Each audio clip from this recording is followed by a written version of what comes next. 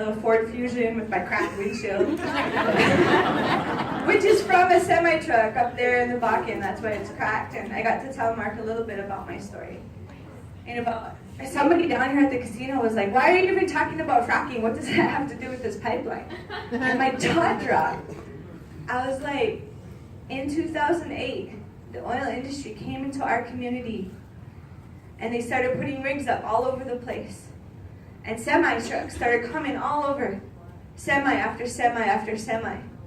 And in 2008, one of those semis killed my friend. Cassie was 23 years old. When one of those semis took her life, it was hauling oil for the industry.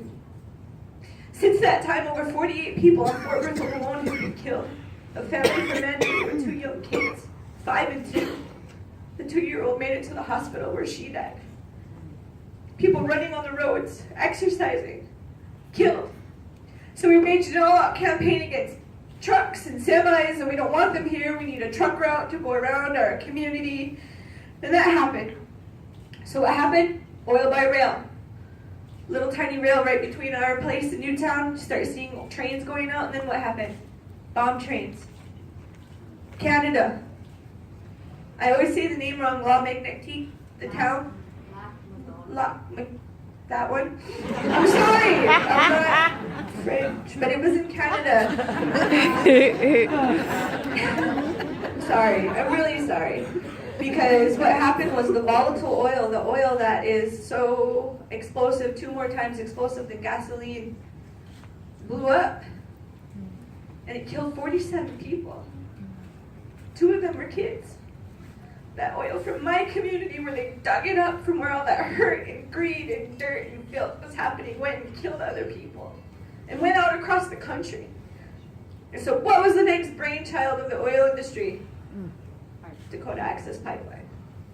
We're going to move this by pipeline because it's the safest thing. They keep telling you all these lies about the pipeline being the safest. It's not the safest. It's out of sight, out of mind. Put it underground, and then when it leaks, they'll have a really hard time finding it. Their leak detection systems do not find that stuff. Keystone 1 had a leak in 2014, in its first year. And it wasn't discovered by the company. It was discovered by a farmer. And this wasn't just a leak. There was a 60-foot geyser spewing out over the trees. And their leak detection systems did not detect it. That is pipelines. That's the legacy. And I wanted to connect what happens at the extraction point. When they rape the earth and dig into it, when we saw those bulldozers just ripping into our sacred sites, as women, we couldn't just stand there and watch them do it. That's why you saw women going out there, tearing down the fence and running out into the fields to stop them physically and put our bodies on the line. Because our blood memory dictates that we protect what protects us, which is our mother. 168%. That is how much the violence against women increased in my community when they came with their man camps. Women, girls, 12, 13, 14, going into the man camps willingly and getting raped. Sex trafficking, drugs, criminal intentions. This is all tied into the industry. It's not separate. It comes with the industry. Organized crime, heroin. I buried 2 friends this past year and a half that laid in the hospital for 3 days while their hands and their feet turned black as all of their internal organs shut down because they couldn't get off the heroin that came with the industry. And the police force was like, well, they were druggies, or else they just didn't have enough police to do anything about it. My own cousin got mixed up with organized crime, and he disappeared. In 2014, we found him the next spring under the bridge. After his dental records identified who he was, they had an open and shut case because there was no gunshot wounds, there was no stab wounds. But he was with 2 known members of the MS-13 the night he disappeared. They said maybe it was a suicide.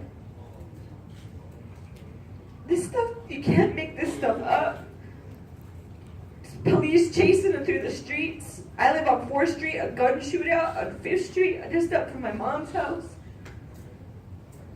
Person's grandma was watching some kids. Person came in with a gun and shot up the whole house. Killed all the little kids except for one because their brother jumped on top of them to save them. A cousin that got stabbed in the heart, giving an oil industry worker a ride home one night from the bar. Murder at the hands of people who came here because of the oil industry. That's what's coming down the pipe. That's what's coming down the Missouri River. This is already polluted because of what's happening right now in the Bakken Formation with fracking and going into Lake Sakakawea. When does it end? We have to look at this as not just one pipeline fight, which we have been, but as a systems change across the country. Keep the fossil fuels in the ground. Yeah. Yes. We have the way forward. As Native people, we've never changed our story. We've been screaming for over 500 years. Do not do this to the land, because what you do to the land, you do to yourselves. We've never changed our story. We've never changed our narrative, and we're still here. But look at what's happening to us in 2016. Wasn't what happened to the natives back in the day.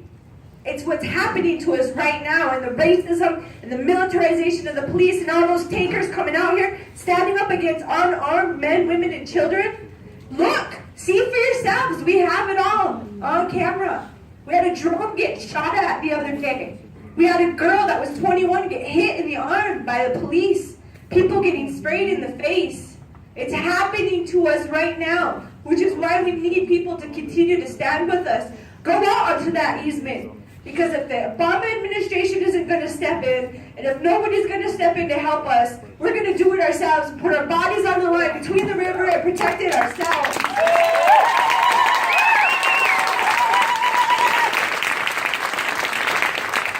So I think that's why they asked me to come up here and speak, and just to share a little bit about that.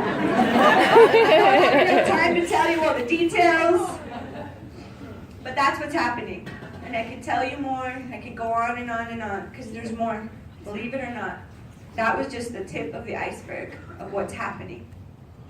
So we want to turn it over, and we want to talk about our next steps. We want to talk about why we've been talking about winter camp. We want to talk about why the tribe has set aside 50 acres on the reservation so that we can build permanent structures, leave earth lodges and longhouses and straw bale buildings and teepees with solar and wind and renewable. We want to talk about just transition. Not just stop something, but create the way forward for the next generations. That's what this is about. So much bigger than just stopping. It's healing and coming together. And that medicine that was put in the ground over 200 years ago, that is what's fueling all of us to move forward in that good way. So as Bobby Jean said, once we stop this pipeline, we're going to move on to the next. And we're going to move on to the next until we win as Native nations, Indigenous rising, take back our rights as Indigenous peoples and show the wrong ones the way forward through protection of our Mother Earth. Because if we don't care for her, she can't care for us. We won't let that happen. Matigidat. Thank you.